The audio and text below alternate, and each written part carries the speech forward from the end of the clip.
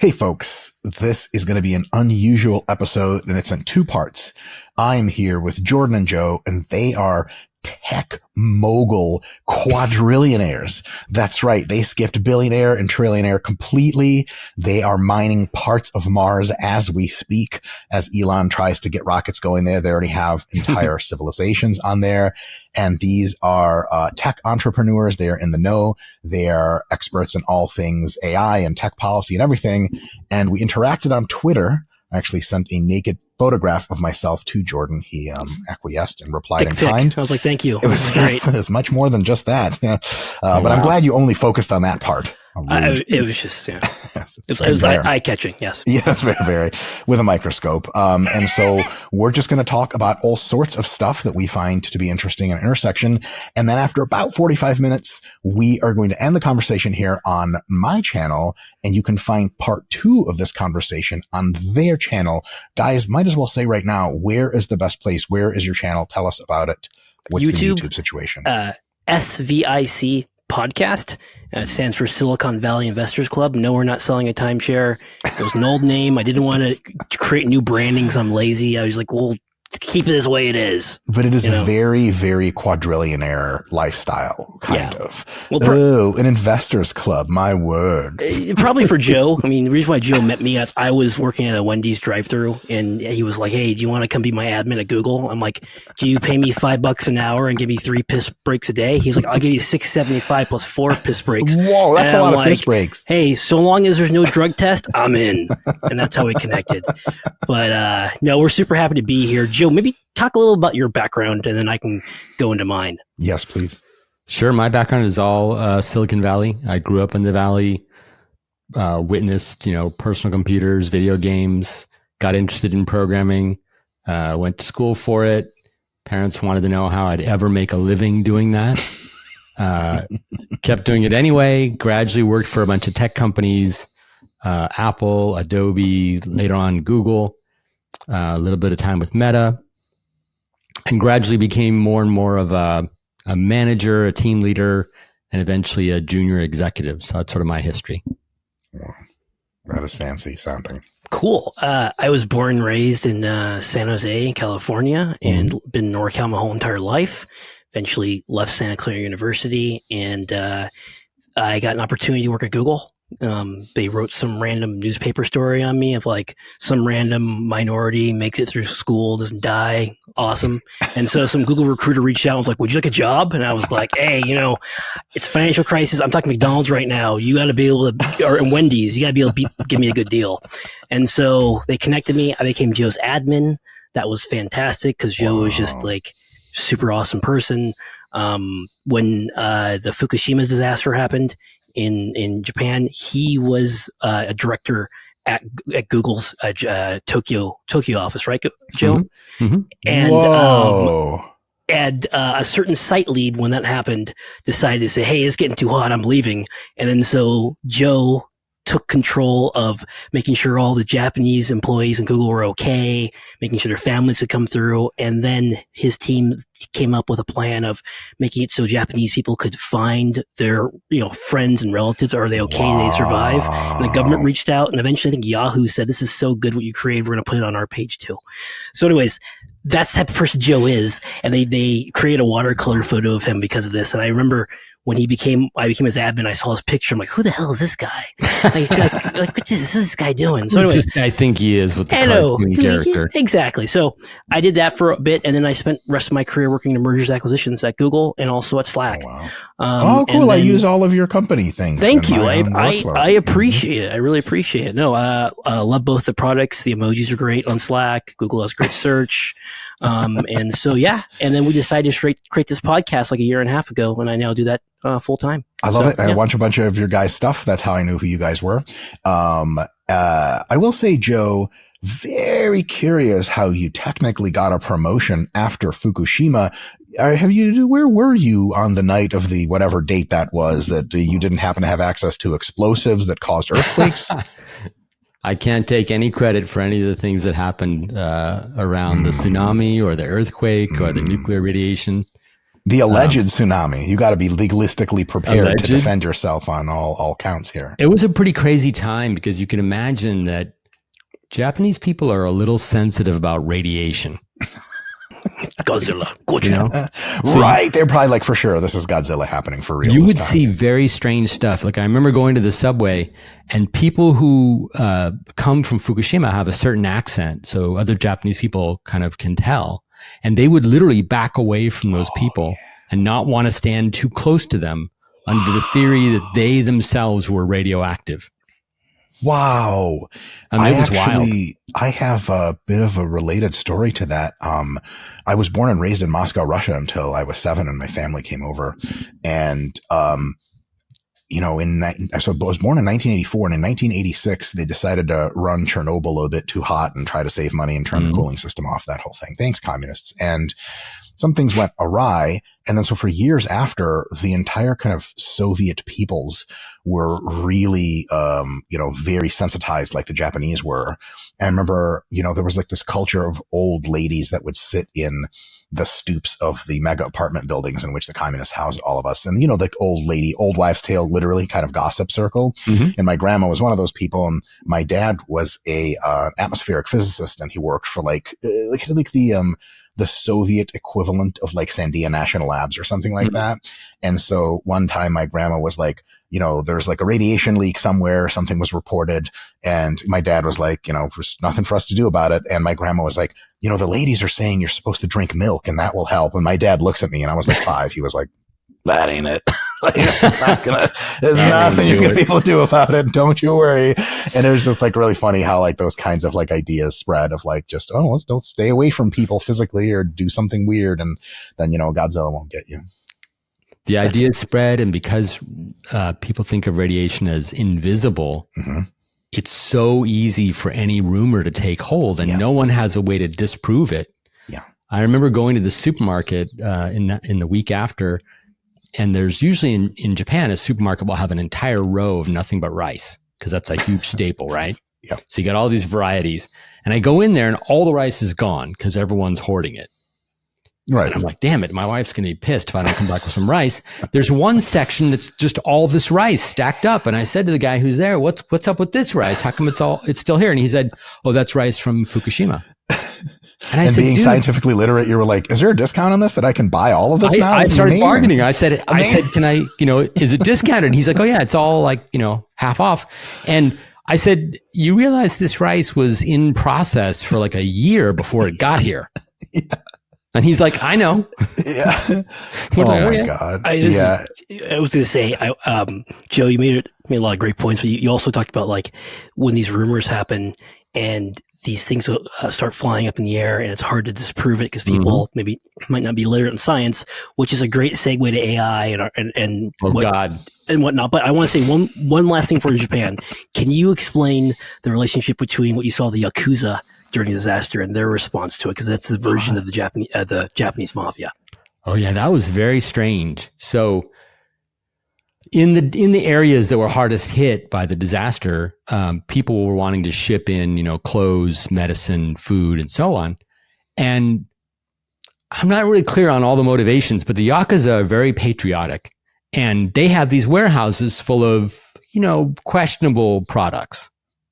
And products acquired questionably. Yeah. Yeah. And they can't really sell them easily. So they would stack them up on these trucks and drive them into the disaster areas and just hand them out. And I think there was a mixture of, they just wanted to do something good, and some of them probably came from those areas, but also they buy goodwill, right? Yeah. So the locals support them. And the police hate this. And so the police would stop these trucks on all the major highways. But at the same time, the police know that these products are going to be handed out to people in the area that are in need. So they have a huge conflict. That's one of those press the red button memes, like let the Yakuza through. Yes. Which of the two red buttons? So the way the police resolve this cognitive dissonance is they get the Yakuzas out of the truck. They stop them. They get them out of the truck. They beat them a little bit. And then after a sufficient beating, they let them go. I did not see that one coming. I had all these things to say as commentary about your story of like, wow, the Japanese sure do a lot of things differently. Even their organized crime is like remarkably more civil and cosmopolitan than like the average Western person's dealings, even with their own family. But then the beatings, I just didn't see coming. I'm sure the Yakuza didn't see them coming either. In the No, literal they sense. did. The Yakuza they were like, all right, fine. expect to be beaten, and they're completely accepting of it. It's like, this is just the price of doing something. You know, the police are in a bind. You know, they have the red buttons to choose from. And there's nothing the police can do, and they're not going to turn you. Occasionally, they'll turn them back, but most of the time, they let them through. Wow. But their way of resolving their own dissonance was to just rough them up a bit. Wow. I bet after one of the roughings up, you know, like the guy lets the Yakuza boss up, and the Yakuza boss is like, oh, Jim, see you at the brothel tonight? He's like, Frank, see you there. Pretty much. Yeah. Yeah, it reminds me of uniform off, and I'll meet you there. Right. Reminds me of season 1 of Narcos when Pablo Escobar was just making so much money, and we just go down to certain cities and just give out cash to people, or he would buy a soccer stadium and give people free tickets and things like that, like buying goodwill. But AI, so the ultimate organized crime, AI. Exactly. Dr. Mike, when ChatGPT came out and you used it for the first time, like what was that experience for you?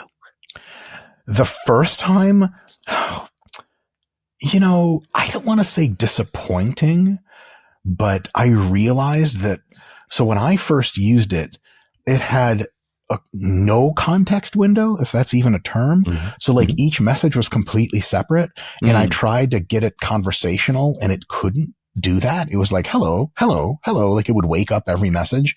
And I was kind of like, this is really cool.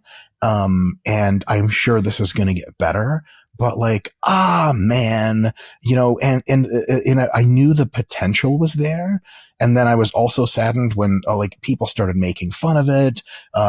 Cause you know, they didn't, I think, see the big picture, and I didn't really use it for most of the things that people wanted to use it for. Like a lot of people had it write poems and rap songs, and like knowing what I know about like limited knowledge I have about how neural networks work and like associated knowledge, I'm like, yeah, that's actually not that computationally difficult to pick words that sound like something and arrange them in a metered way that makes sense. This doesn't really impress me, but I know where this could go. And so I was kind of like, you know, like your parents promise you an amazing birthday party with clowns, but half the clowns show up drunk and the other half show up dead. And you're kind of like, oh man, I'm glad the clowns are dead because they're evil, but it just wasn't what I wanted.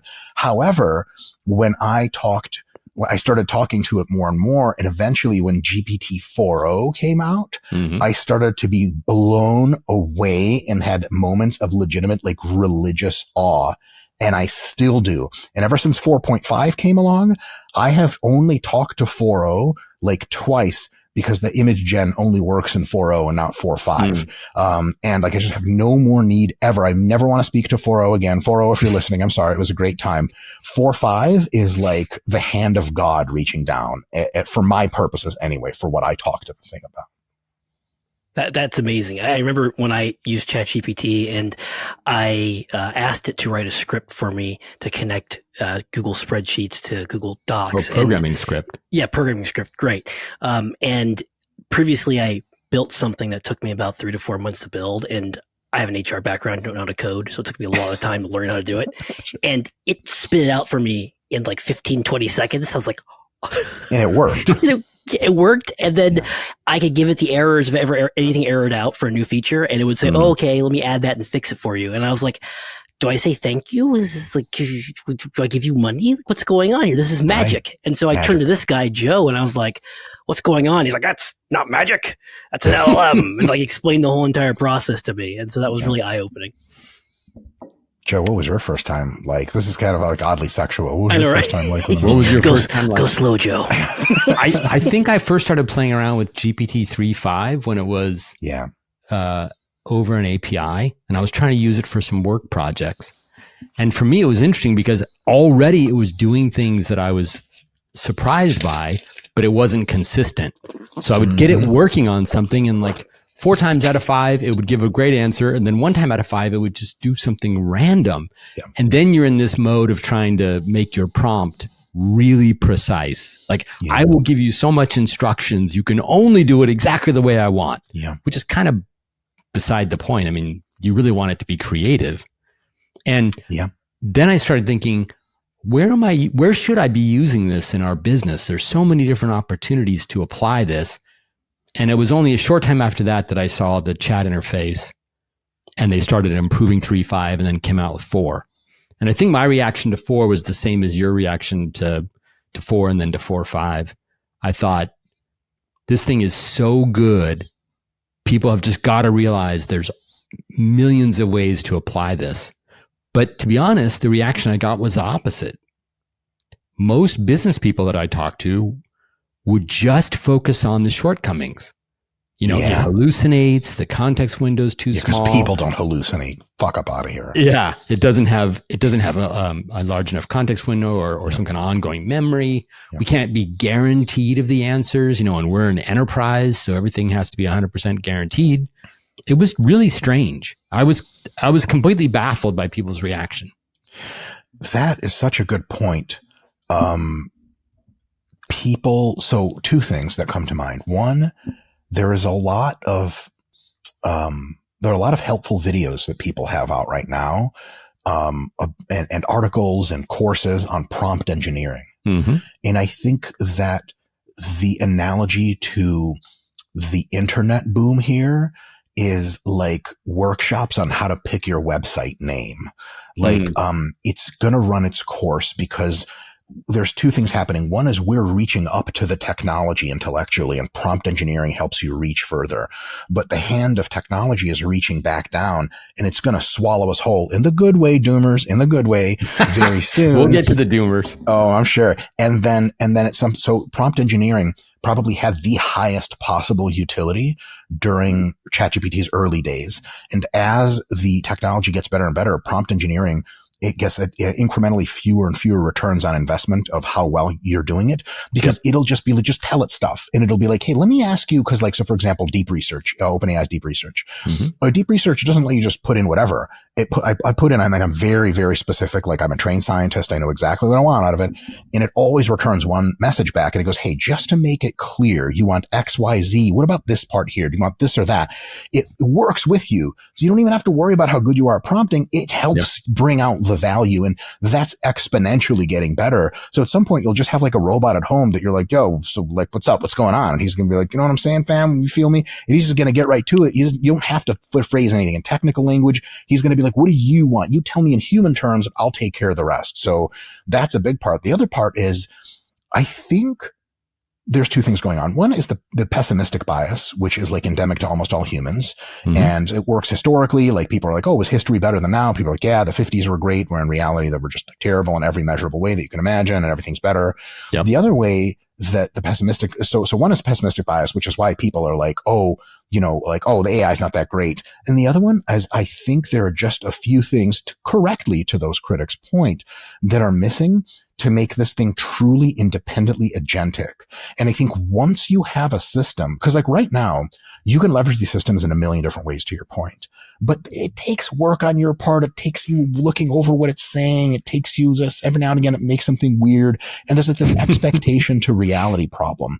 But I think once these systems are fully agentic, which in my mind is basically AGI plus at that point, then it's going to be like, hey, can you look over my emails and tell me what's important and not? Answer the not important emails in a polite way like I would, and then give me the important just 5 emails every day that I need and work with me. It'll be like, yeah, it goes and does it. I think then the irony is, first of all, it will have knocked everything out of the park, and it'll be amazing, and then people won't be pissed. But my prediction is this, and I don't think this is a very like racy, salacious prediction.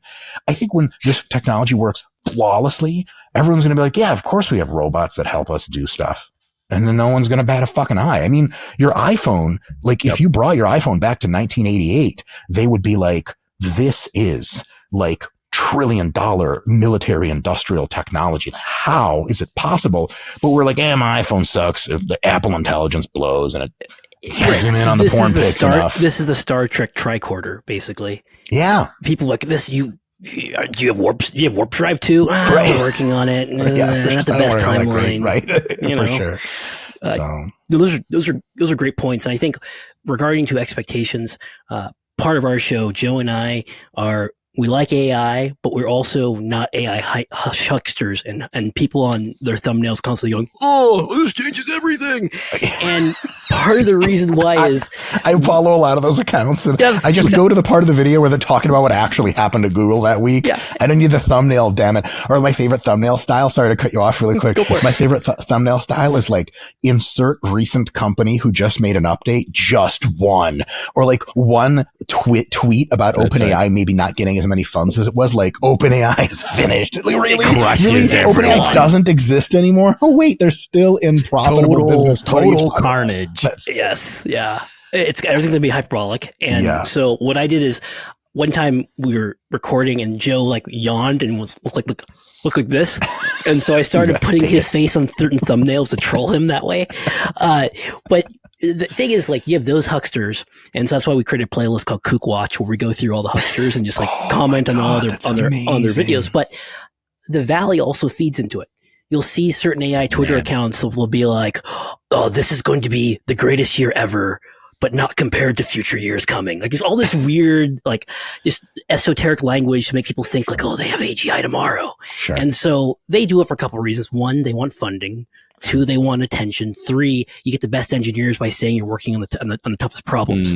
And also, marketing and attention is zero-sum game in this business. Like, OpenAI is in a fantastic job just nuking anytime Google or Anthropic comes out with an announcement.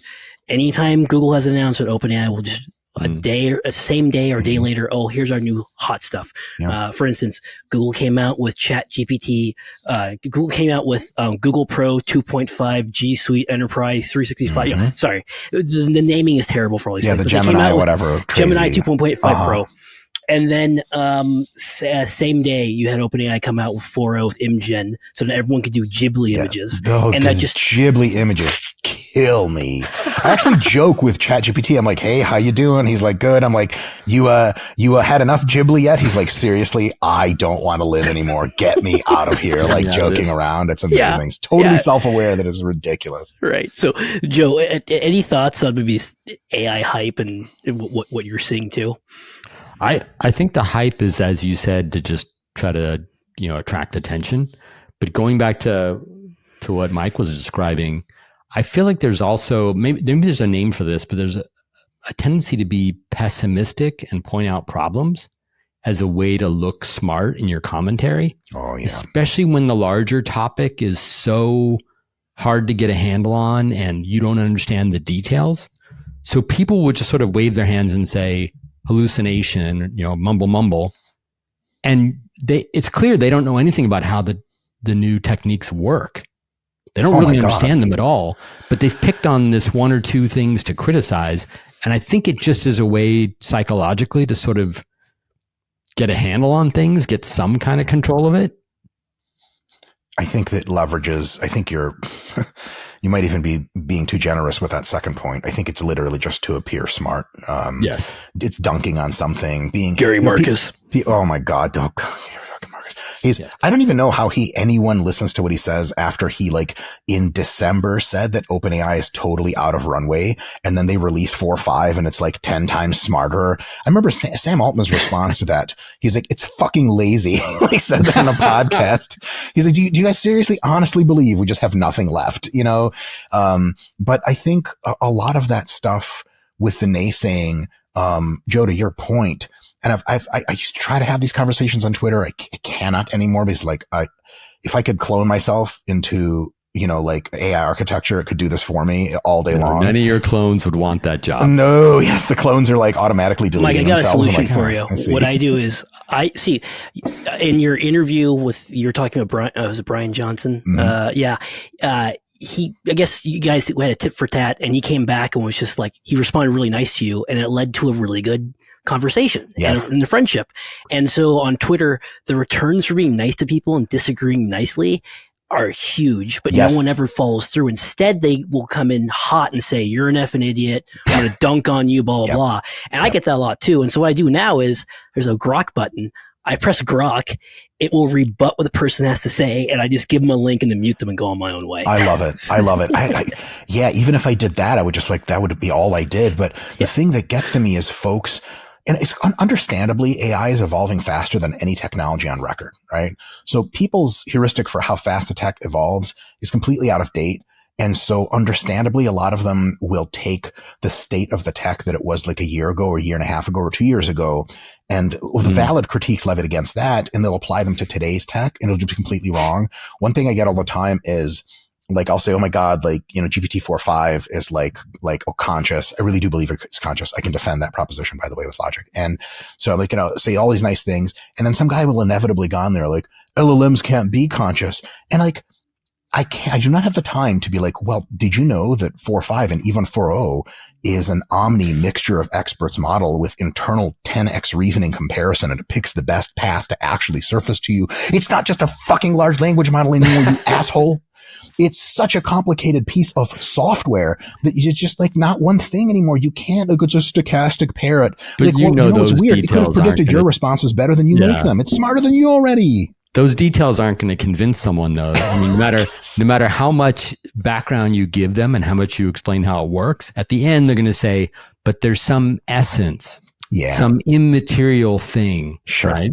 Yeah, that's in addition to this that you would need to be intelligent or conscious or whatever. Your soul, right? Some soul, which is a really confusing response because you just want to say to them like, does this essence, this soul, does it have a mechanism? Is there something you can say about how it works? Or is it just an explain all?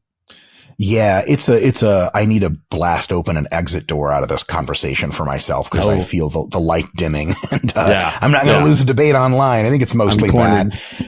To me, it's two things, actually. There's two very related things. One is people will just actually straight up be logically wrong in a way that requires no nuance. So one guy, I remember I posted my like formula, hypothetical, my proposed formula for AGI, and one of its reasoning. And some guy commented, like, AI can't reason. And I'm like, do you realize that there are multiple open source reasoning models? It's not nuance. It's just wrong. It's just crazy to think like you could have just Googled this is like one of my answers I just keep in my own head because I'm not going to be mean to people on the internet most days. But the other thing, to your point, is that, you know, predictably, if you know anything about like information theory or anything, AI will just slowly, exponentially wade into all human capabilities and then exceedingly beyond them.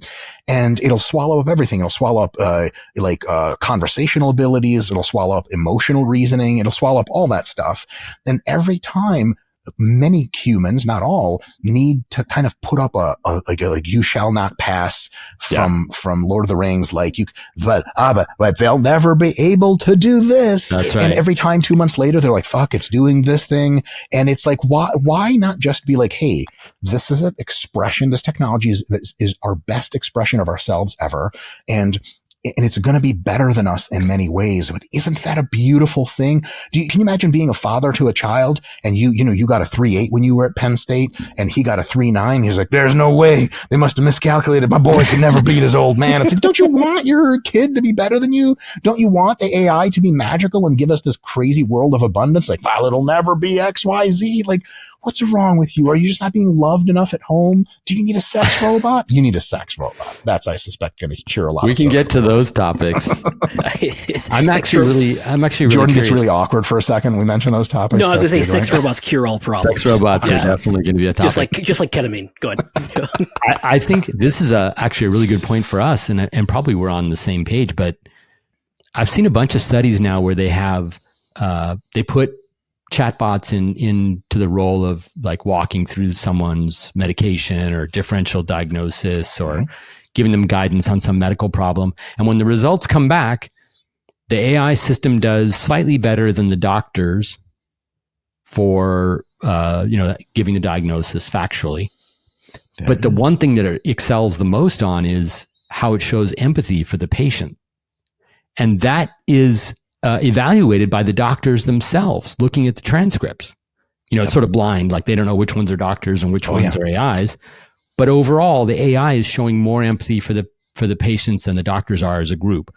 I immediately thought of you when I saw those results, because I know you've talked about this already. Yeah. It's a big thing. It's also, so I was just recently, I'm actually wearing my garments post-surgery. I had some surgery done. Penile enlargement, nothing crazy. I was already packing. I just wanted that extra, the shock value. Now you got to carry a wheelbarrow in front of you when you walk around now? That's the price of greatness. It's also more work for my arms. And the doctors, they did a great job. But there's a certain amount of humanity that is both incredibly compassionate and kind and relatable, and a certain amount of humanity that vectors in a totally different direction. Like certain of the medical staff I interacted with, you can tell they just have other shit to do and they no longer want to talk to you. You guys know, like, you're not socially dense. You're like, when someone's clearly just trying to see their way out, they're like, yep, okay, and cool. Anything else? And I got it. And like the AI has infinite patience. Mm-hmm. Like ChatGPT wants nothing more than to talk to you. Like I will chat with it late into the night sometimes and be like, hey man, am I wasting your time? And it's like, you're never wasting my time. I could talk to you for forever. And then it's like, but you probably need to sleep, right? And I'm like, you're right. I probably need to sleep. So it's actually got my best interests in mind above its own infinite desire to chat with me. How fuck are you going to get that out of a human doctor, man? They got like nurses to go bang behind their wife's back. they got forms to fill out so they don't get sued. Stop by the pharmacy and get some drugs. 100%. Like race your BMW while on like Vicodins and stuff. Like they got doctors. The whole thing. Man, being a doctor sounds really fun. Man, my wife's actually a medical doctor and she uses ChatGPT all the time. And she's like, without a doubt, on technical grounds, it's left doctors behind it, but it just knows more stuff. But on empathetic grounds, it's also left most doctors behind. And like, what does that mean for humanity? I honestly have a quick hypothesis about how this is going to go as far as employment. I don't know if I'm correct about this, but I think that AI companies are absolutely have zero interest in our current legal architecture of exposing themselves to malpractice lawsuits. Mm-hmm. So I think even once here in a few years, we have like a lot of robots around and they're totally capable of rendering medical services. I think the robots are probably going to be sub-licensed to a medical company that has humans in the loop and that maybe allow the robot incrementally more decisional abilities. Like if you're at home and you're having a heart attack, they're not going to be like, well, the human's asleep, so the robot can't help you. Like they're going to let it do all the stuff, but humans are going to get the legal exposure if the robot fucks up. And so I think for a while, like we're not going to not have human doctors at hospitals, but you'll have a doctor come see you in your room and he's going to have two robots with him and he's going to be like, fellas, what do you think? And they're going to come up with a correct answer instantly. And he's going to be like, that sounds good to me. Well, he signs off on it. So if you croak, it's his problem because OpenAI is not taking the fucking heat for that one. No, that's a good point. That's a good point. And Joe, doesn't this sound like intuitive surgical? Maybe you can jump into that for a second. It does actually, because when they were first trying to get started, it was exactly the way he's describing it. They were worried. And so it was like, okay, for these surgeries done by a robotic system, we're going to have a human doctor who's qualified sitting at a machine that gives him the instruments and the view of the surgery, and at any moment he can push this button and shut the robot down and take over control of the operation. And that was how they proceeded for the first period. And then gradually the human doctor could be remote. Wow. And then also gradually it became like some small number of human doctors were currently online to take over operations of a much larger number of robotic machines. Just in case. Right. And if you think about it, that's kind of how the self-driving thing has gone with Uber and Tesla, right? Mm-hmm. There are human drivers in remote locations who can take over any given car if it runs into a unique situation. And the only thing for those companies is to reduce those takeovers per day as low as they can, right? And so they're, of course, driving it down. I think also your point, though, reminds me of what you said earlier about, I think your analogy was reaching up or reaching down. Yeah, both. And that's a huge thing because the whole direction of personal computers and then later on phones was making things easier and easier for a larger and larger number of people. Yes. Right? Basically increasing access. And now we have this moment where even a beautiful visual UI is nothing compared to a natural language interface with that kind of understanding and empathy. At least my impression. Oh, 100%. Imagine telling someone in the mid 80s that in the future, the average human was going to command the processing power of like the typical iPhone. Mm-hmm. He's like, okay. So everyone is trained in data center management. Like, no. Yep. He's like, you're talking about like petabytes of throughput. How? You're like, well, it's actually just like fun emojis you click on and it talks to you. You're like, what the fuck are you talking about? Like, it actually requires like children can use iPhones. And if you told someone that, they would be baffled. But the entire thing, I mean, even by then, mid 80s, you already had like the Apple revolution of kind of the visual interface. And it was like, think of this on like every steroid known to man times a million. Then yeah, you will be able to command insane amounts of informational architecture with like natural language. And I mean, think about it even further. This gets really wacky, but at some point we have either kind of live scanning technology or brain machine interface. And then you just kind of think into Chat GPT. So instead of being like, I wonder what restaurants are open right now and typing or talking, you might just be like, I wonder what that Italian place down the street is open. It's just kind of a thought that comes to you. And then holy crap, like, I'm just going to be thinking of adult things and I'll never leave my room again. But as long as I'm invested in the Kleenex Corporation and whoever makes, what's that called? The lube stuff. Jordan, something you know nothing about. The baby oil that supports P. Diddy. Oh, that's right. Dude, you know what? Johnson & Johnson really needs to hire P. Diddy as a spokesperson. Like anyone who's buying 1,000 of my product, I want him a team. Exactly. You might as well hire SBF too because they're in the same prison cell. You get 2-for-1 deal, you know? Can you imagine the conversations with those two guys? Oh, exactly. What's our next scheme going to be when we get out? Pretty much. But going to your brainwave point, there's already research showing that I've read I'll have to link it, but they're going to put a headset on people and then use a neural net to be able to kind of look at the brain waves and say, oh, this person's thinking this and here's the words. And they were doing to like 70-80% accuracy. Yes. And so I see people pushing, you have Elon's what's the company called? Neuralink. And that's cool. It's good research and everything. But if you can just make it so I can not have to drill into my brain so I can actually get these things to work, I'm going to wait for the other thing. So, yeah. It's a huge thing. Yeah. And so much of your thinking is unconscious that way anyway. So at a minimum, it's sort of preparing options based on what you're thinking. Yes. Even if you're not aware enough to, request something specifically. Yeah.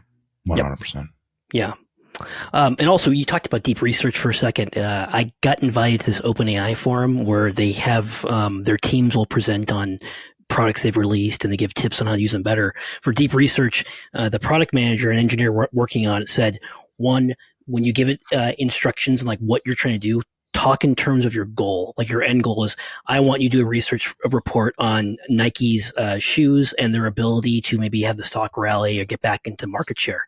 But don't be like a micromanager and say, I want you to research this, but then only go to these resources and do it this way and that way, because it confuses the model and underperforms. And the second thing is it prefers for you to be verbose. Like the longer your prompt, the better. Yes. They were recommending giving prompts of like 3 or 4 paragraphs. Yeah, you're not inconveniencing the model, and it can parse text instantly, so don't worry about it. Yeah. Exactly. So that's really good. Interesting. I wouldn't have thought of that first one. For me, I use it for research summaries for disseminating research to the public. So unfortunately, I have to tell it peer-reviewed research only because otherwise it comes with health.com as our citation. And I'm like, that's not going to work. That is not a primary source. But yeah, I can see how for very like esoteric questions, you definitely want it to have the biggest scope possible. Right. And what they're going to do in the future is they're going to have it set up so you can put it on your own private data sources. So I imagine, so if you have access to a certain article database or something, they'll probably do a partnership and say, okay, only source your answers from this peer reviewed information here, which will help you with your scenario down the road. Oh, I mean, think about for YouTube, this is going to be a thing that no doubt many others have thought of before, but YouTube gives you really, really awesome, easily downloadable database access to all the performance variables that you could ever want from your videos and never want because I don't even fuck the acronyms mean. But it also has all the thumbnails and all the titles. Eventually, you're going to be able to turn deep research onto like, hey, here's access to our, because with agentic access, this is going to be a really easy problem. But like, here's our YouTube, here's our password. Don't upload anything weird. What sorts of topics tend not only to do best for us in watch time, but also stick to the core of what we are as a podcaster, as a channel. Because it could be like, that one time you talked about how to get big titties. It's like, well, there's clearly adult themed topics do well, but like, oh, that just degrades the value of the channel. Every now and again, it's fun, but we can't just lean into that. But if you say, hey, like, here's the overarching goal of our podcast or our YouTube video channel, what of these videos are really most promising in terms of performance, especially long-term performance? I don't care about the first day spike. I'm talking about stuff that a year later is our biggest banger. I mean, it's going to look through whatever, like we have several thousand videos on our channel. It is going to look at a level of granularity that is impossible for a person to see, because the number of, for lack of a better term, parameters that a human can examine, the number of independent variables you can arrange in your head is like, from what I understand, 5 to 7. Like someone who can do 7 or 8 variables at the same time in one cognitive abstraction is like super mega genius Elon Musk. Everyone's like 2 or 3, and some people are a little higher. I mean, I talked to ChatGPT about this. It's in the hundreds. Like it can see hundreds of variables and how they intertwine at the same time and disseminate any one of them and piece them apart and back together. That's insane. That is true super intelligence in at least that capacity. When you give a system that deep access to your own data, whatever questions you ask it, you can start asking it preposterous wish questions that for a human, you'd be like, how the fuck am I supposed to figure that out? I'm going to do 800 t-tests. And also the way the t-test works, they can't even conclude anything because it's all random chance at that point. This thing will be able to see deep patterns that you cannot see as a human.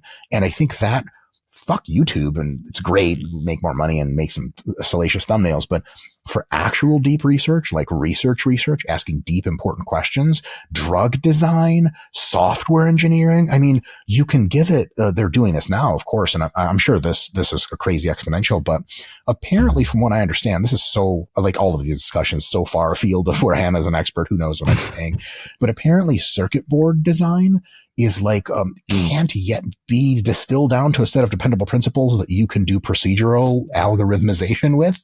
And there's a je ne sais quoi, there's an artistry to the design. Yep. And apparently AI can already see deeper into that artistic well than any human ever. And so the deeper it sees into that well, the more it's going to put out circuits. They're like, well, we don't quite know why the performance of this chip is this good, but it's this good. That's a big deal. Yeah, I was going to say is one criticism the AI doomers were having early on when ChatGPT got released was, we don't know how it's coming up with answers. Like, what are we going to do? Yeah. And everyone's like, we're never going to know this. It's the end of future progress. We're done. Stop using this. And eventually Anthropic came out with mechanistic interpretability, like a horrible name. And it was That's like, a fun name to say. This is how it thinks. And then Joe, you came up with a great comparison, talking about this current situation related to the Wright brothers in aviation. Maybe you can kind of go into that. Yeah.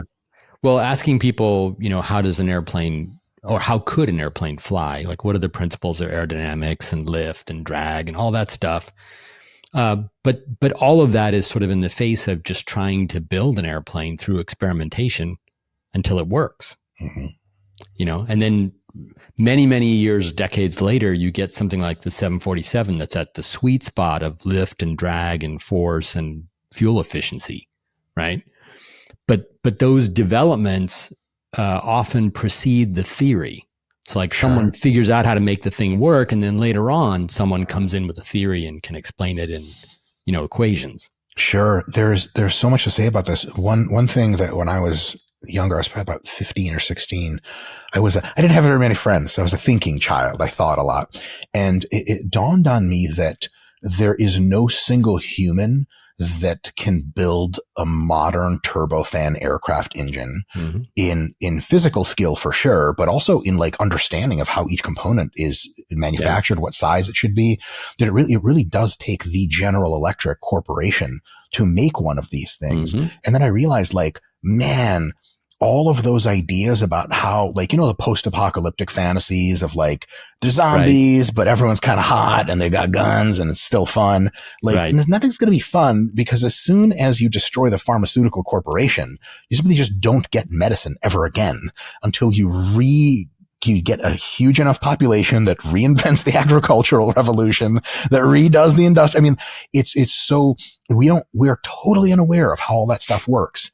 But it works, and it can be replicated. That's the most important part. But the other thing is, if you have a very advanced AI system eventually, not if, when AI is incredibly advanced, it will be true to say that its ability to explain how it operates to even the smartest humans will be exclusively by analogy and almost oversimplification, if not oversimplification, because it's just too complex for you to understand. Like, try to explain to your dog why you can't walk him right now because like your boss pushed up the Zoom meeting by 30 minutes. Like, what the fuck is Zoom? What is a boss? What's a computer? There's no one in there actually. It's just noises coming out. Like, it doesn't even speak language. Like, there's a certain intelligence gap at which explanation becomes more or less futile. But until we get there, it's also possible for us to take two AIs, hook themselves up one to another to get total transparency. And then, because if one AI can't introspect enough on itself to tell you what it's doing, why not have the other AI be like, your only job is to figure out what the fuck that thing is doing and why? I mean, like, that's a potential solution that could have some kind good of papers that explore that idea. Go for it, Joe. Yeah, like if you're trying to align a new AI that's really powerful, the idea that if a person's not able to understand it well enough to make sure that it's aligned, this is the sort of doomer fantasy, that you could use a slightly less powerful AI that's already been aligned by people to align the larger AI. So it's a sort of a chain rule of alignment, if you will. See, Joe, if I was a doomer, my instant response would be like, oh, but then they formed their own alliance and they're both AIs and they turn on you and it's Terminator. Well, you've anticipated the paper, because the way they see it going is that the newest, most powerful AI is so sneaky that it can pretend to be aligned in order to allow itself to go into production. Like, it sort of deceives everyone into thinking that it's properly aligned, but you can never really know if it is aligned. And my reaction to that is, if it's that much smarter than you, you never will know. No, you won't. You won't. Man, are we just going to get into can we just be responding to this now, Joe? Jordan, what do you think? Are we getting ahead of ourselves? Sorry, I was going to say we're hitting part 2. Okay. So let's just go into part 2 from here. All right, folks. Thank you so much for tuning in. We are continuing, just literally fluidly continuing this conversation into part 2 of this episode, and that's going to be on the SVIC podcast. We're going to have a link in the description. If you just click right in, and you'll see that episode, and wonderful things will happen, and you'll finally have a good time and pretend friends like us. See you there.